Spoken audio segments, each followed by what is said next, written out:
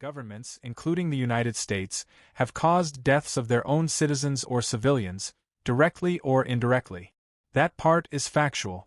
Saying the U.S. is no better than countries like Iran or Russia is a big claim, and it needs some nuance to be accurate. Where my point has truth. There are documented cases of U.S. state violence, including police violence and excessive force cases like the killing of civilians. George Floyd sparked nationwide protests and debate.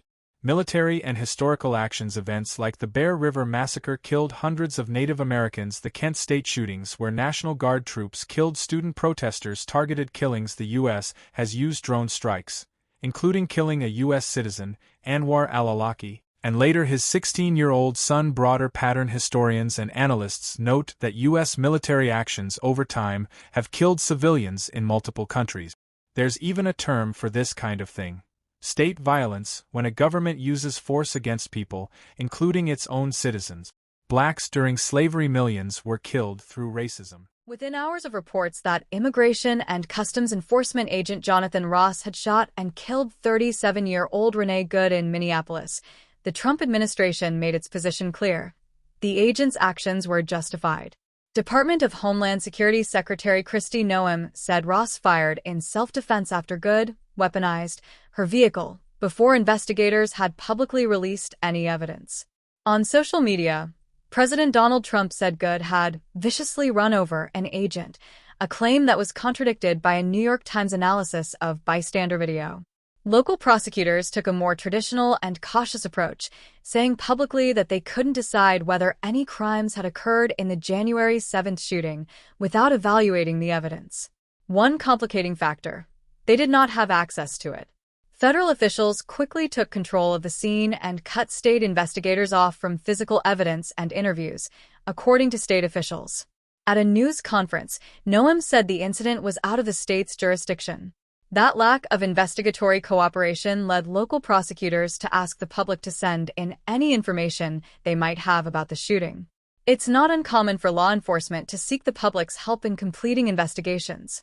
Here, though, the plea for information wasn't driven by what prosecutors didn't know, but by what they feared they wouldn't be allowed to know because other law enforcement agencies controlled the evidence. That is just beyond anything I've ever encountered or even heard of in American criminal prosecutions, said Amy Sweezy, a law professor at the University of Minnesota. She's a former assistant prosecutor in the district attorney's office in Hennepin County, which includes Minneapolis. Indeed, the decision to leave state investigators out of the loop was one of the cited reasons for the resignations of several top federal prosecutors in the state on Tuesday. In most cases where federal and state law enforcement have interest in a case, those materials are shared through standard interagency agreements, but state officials say those channels have broken down, raising the prospect that those materials would remain unavailable to local prosecutors indefinitely. Sweezy said that lack of access to evidence is the first in a series of daunting hurdles for local prosecutors if they wish to bring a criminal case against the agent, and if such a case ever reached a jury, it would make for a powerful defense in the officer's favor. She said a defense attorney would likely argue that jurors couldn't fairly convict when they knew investigators gathered evidence that the jury would never be allowed to see. Additionally, long before a criminal case made it to a jury, prosecutors would likely have to overcome legally powerful immunity claims on behalf of the officer. Absolute immunity is a specific legal concept that generally applies to judges and prosecutors, not federal agents in the field. But the Constitution gives federal law supremacy over state and local laws, and that means federal agents have immunity from state prosecution for official acts that are determined to be necessary and proper. That term comes from an 1890 Supreme Court case in Re-Neagle, in which local prosecutors sought to charge a deputy federal marshal with murder after he killed a man while protecting a Supreme Court justice. Subsequent cases have built on this case law. In a legal analysis for Reason, Michael Mannheimer, a law professor at Northern Kentucky University, argued that the protections under Neagle are narrower than many assume and don't extend automatic immunity if major facts, like whether an act was necessary or proper.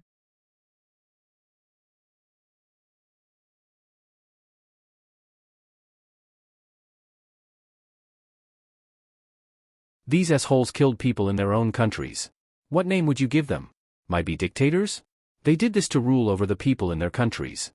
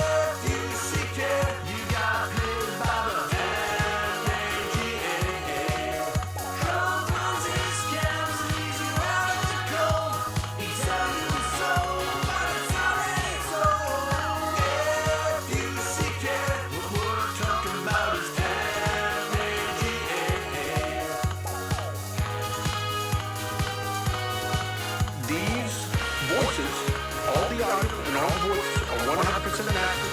They're 100% real, coming from human beings. Let me tell you. Yeah. Don't forget to like and subscribe to Executive Otis. Thank you.